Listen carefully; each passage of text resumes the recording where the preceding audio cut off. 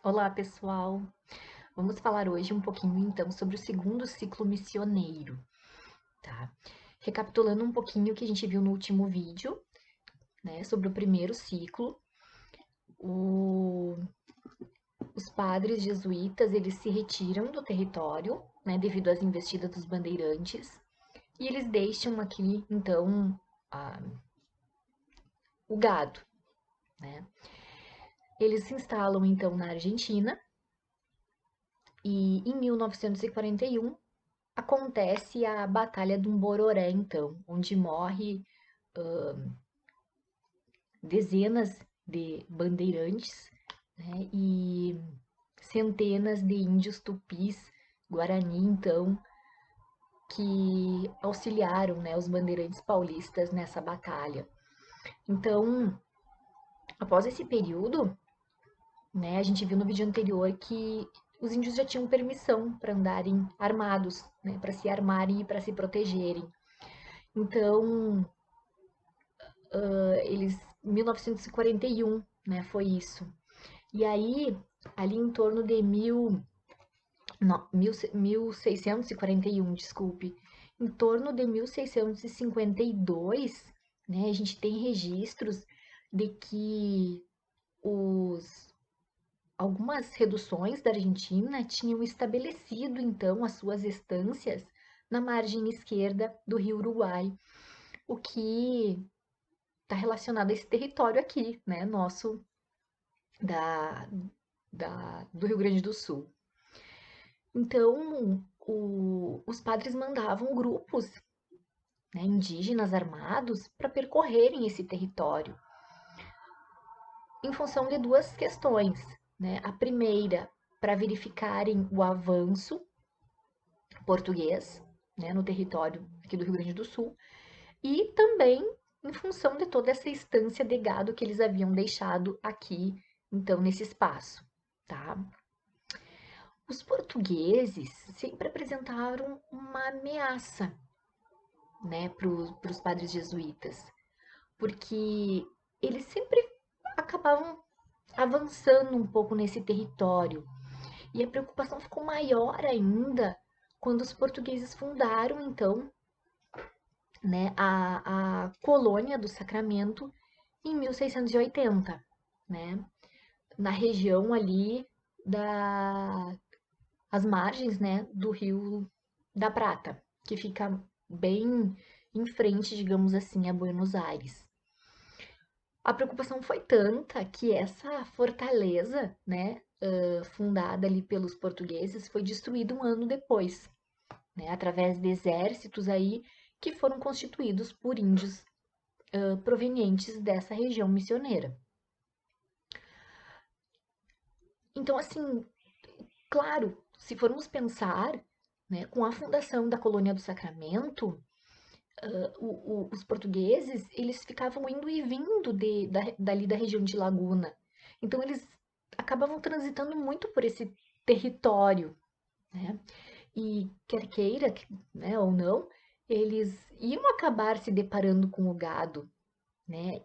E os jesuítas, eles tinham essa preocupação dos portugueses descobrirem essa riqueza, né, e avançarem nesse sentido. Bom, mas o gado, né, ele não era só almejado, né, pelos portugueses. Existiam outras tribos também, né, nessa região da campanha aqui, que utilizavam o gado para consumo, né? Então, com a fundação da colônia do Sacramento, se tornou uma preocupação maior, né? E depois a gente vai ver que esse local, né, a colônia do Sacramento, que fica localizada no Uruguai, ela sempre foi palco de disputa entre portugueses e espanhóis, né? E está envolvida também aí no Tratado de Madrid, que a gente vai ver nos nossos próximos vídeos, tá? Então, o que fez com que os índios, os padres jesuítas retornassem, né, para o Rio Grande do Sul? Aí tem duas razões, né? Uma de ordem econômica, por causa do gado, que ficou solto aqui, ficou se reproduzindo, né? Eram milhares de cabeças disponíveis aí no território. e também por uma questão política, né? A questão do avanço dos portugueses até, né, já conhecendo a existência desse gado aqui, principalmente na campanha gaúcha, e isso fez com que os padres, então, né, achassem que era o momento de retornar, né, e se apossar aqui desse território, né? Não se apossar, porque esse território pertencia à Espanha, segundo o Tratado de Tordesilhas, mas marcar a presença, né? Impedindo até que os portugueses avançassem de forma demasiada. Quando que começou, né, então, esse segundo ciclo, tá? Os primeiros assentamentos, né, do segundo ciclo das missões data de 1687. Porém, né, antes dessa data, 1682, 5 anos antes, já foi criado um povoado de São Francisco de Borja. Então, assim, a missão de São Borja ela foi criada partindo de um desmembramento do povoado de Santo Tomé, né?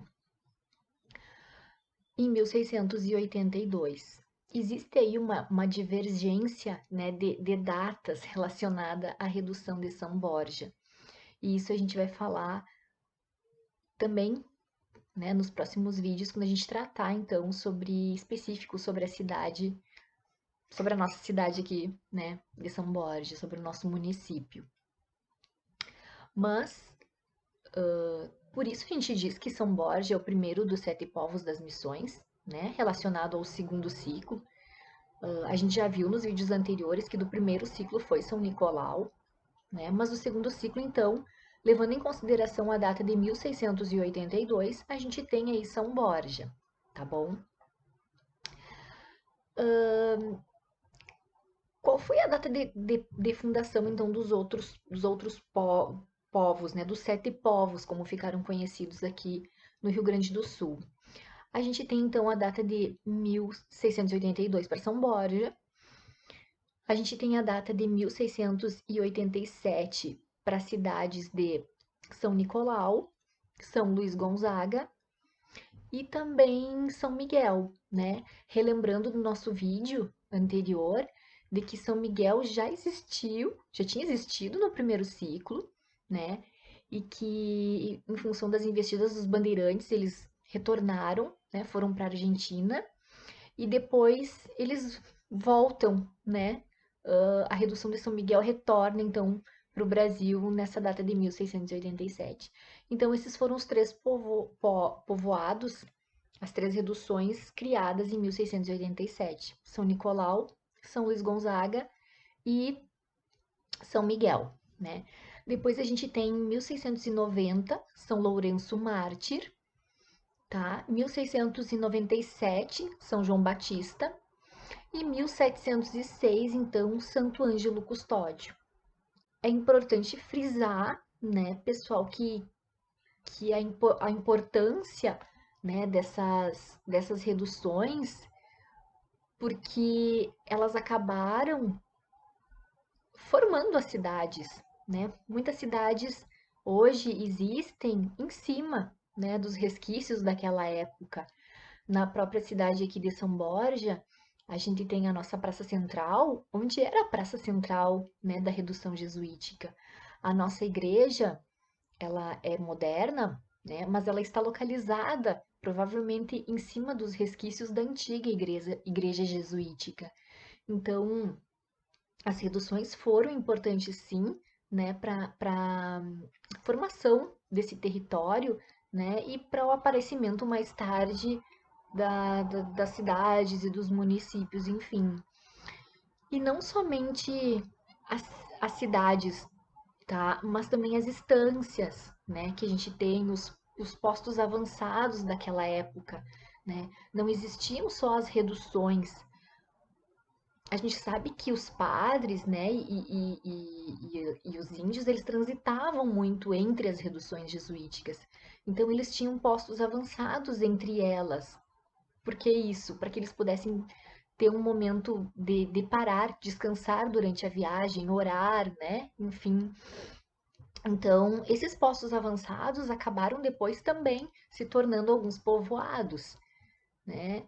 Então, tem essa importância, né, da formação do Estado, tá?